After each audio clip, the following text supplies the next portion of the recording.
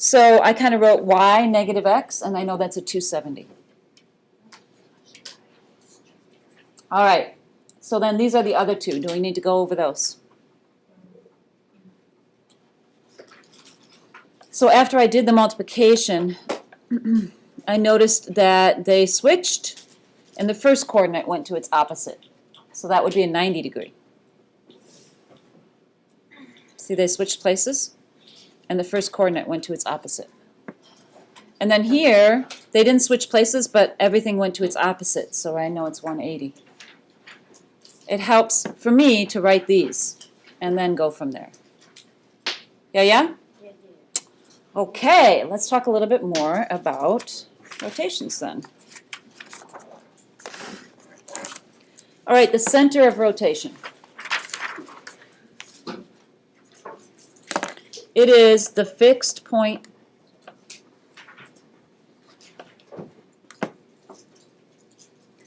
in which a figure is rotated around.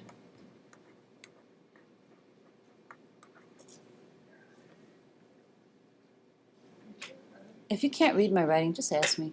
I'm left-handed. I can't help it. Is anybody else left-handed in here? Wait, one?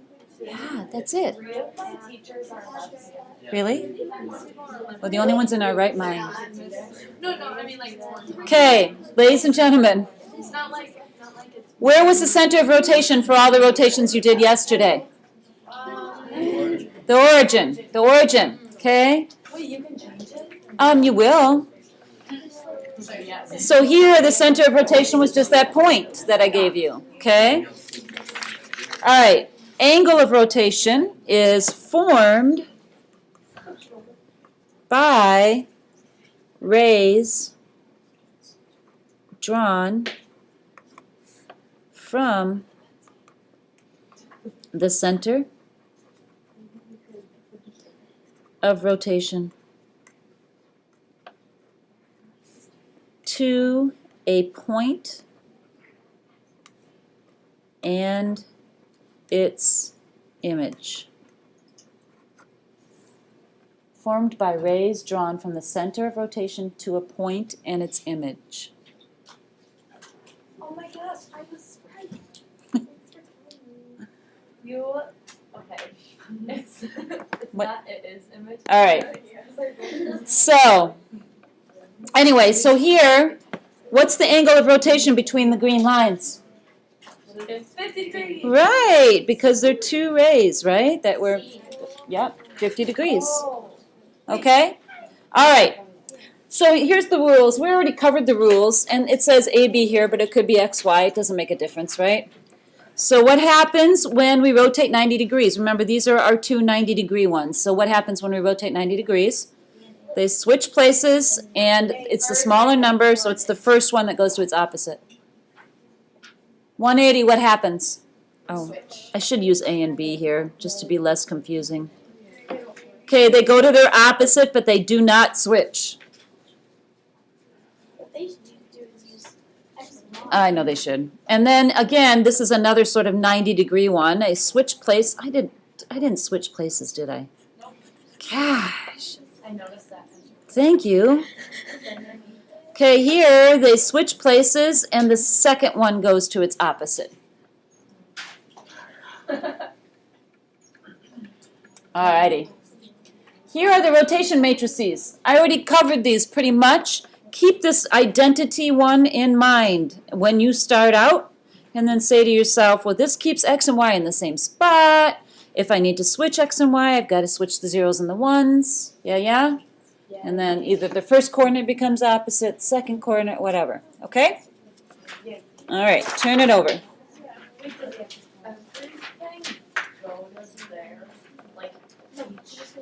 Do they all end up there? No, it's just showing you that this is the identity, and this will keep it the same, and then things can change from there. It would be exactly the same. Yep. So that's like pretty much an image and right?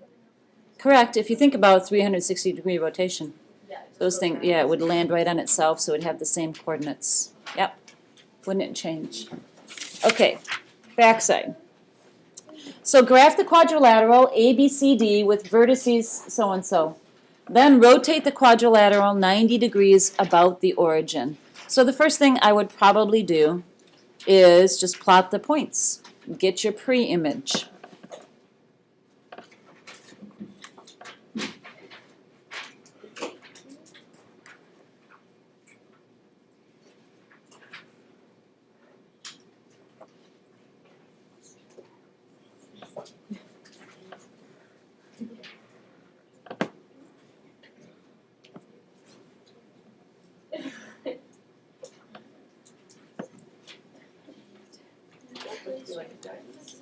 Probably do. Some people can just do this all in their head. Nah, me, I'm going to write it down a little bit. If it's a 90-degree quadrilateral, what is happening, a 90-degree rotation, what's happening to my coordinates? And the first one becomes its opposite. Yes? Okay. So then I'm just going to write down my A prime, B prime, C prime, D prime. You may be able to do it in your head, but for this instance, I'm just going to write it down. So A, I'm going to flip-flop them and make the first coordinate its opposite. B. Right. So here we flip-flop B, and we're going to make the first coordinate its opposite, so it becomes positive. Then C, we flip-flop, and the first coordinate's going to become its opposite, so it will become positive. And then 0 does not become opposite, and it just stays 0. So then we can plot our image. So go ahead and do that, and hopefully you get one that looks just like your pre-image. It's just moved. Something like that, yes? Yeah. Okay, so that's just rotating and graphing. So here we have trapezoid PQRS with those vertices. It says find the image matrix for a 270-degree rotation about the origin. Graph PQRX and its image. So let's graph PQRS first.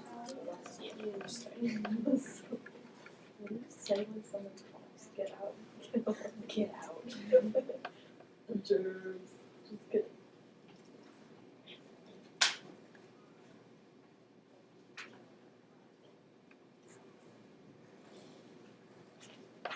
It's a trapezoid.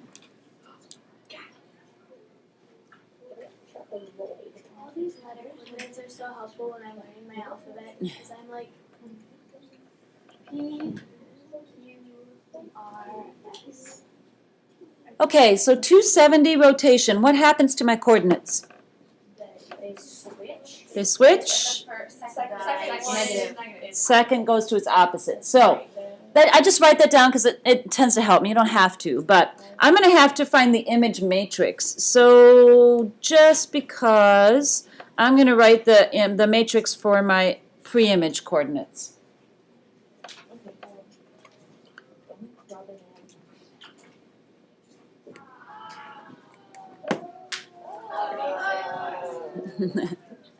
So that's the matrix for my pre-image. Now I have to multiply it by a rotation matrix, okay? So this is good practice. Remember the identity matrix, but we have to switch coordinates. So what's this one going to look like? What are we going to switch if we have our coordinate? 0, 1, right? 1, 0. And then one of them has to be negative. Which one? The bottom one. Okay? That would be my rotation matrix.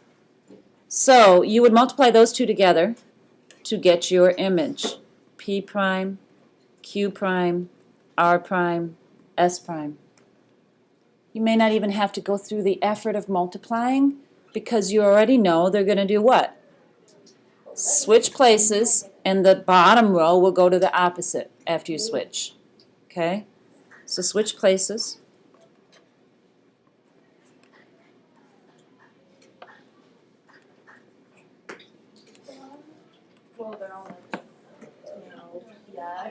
So do you see what I did there?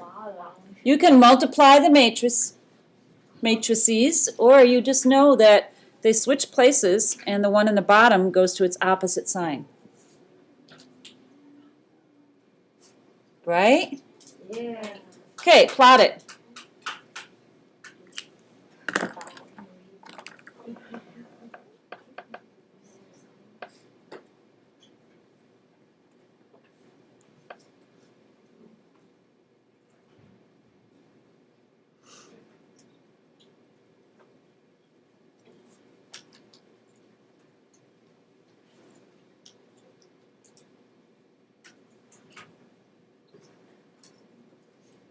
And you should get one not like that, that's for sure. I went down too far. Ignore that line. Oh my gosh. What in the world? There. I did something wrong, totally. So when that's why you use pencil on a quiz or a test, right? Yes. All right, so here, I'm going to write something here and tell me what this means. See if you remember. What does that mean? Rotation. It's rotating. Yes, it stays the same. When you rotate an object, you don't change size or shape at all. So, keeping that in mind, you can do this problem. So this was rotated 120 degrees. The size and the shape did not change at all. So let's just kind of match up the sides. So let's look at the smallest side right here. This is the smallest side right here. So how long is that? 8. That's 6. No, the smallest side, smallest side. Next to that is the next bigger size, and how long is that? 8. So that means this has to equal 8. Oh. So I'm one step closer to figuring out what x is. If I know this, then I can solve for y. Y equals 4, correct? Let's keep that in mind. All right, so I need x. So this side right here, where x is, goes with what side? This one right here, doesn't it? This equals 3x minus 5. Wait, 1, 2, 3, 4. So if I know what y is, then I can most certainly solve for x. And I do know what y is.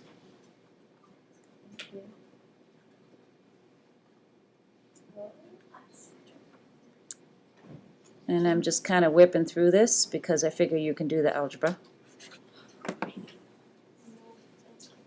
Isn't that nifty? Okay. That's all, folks. That's all.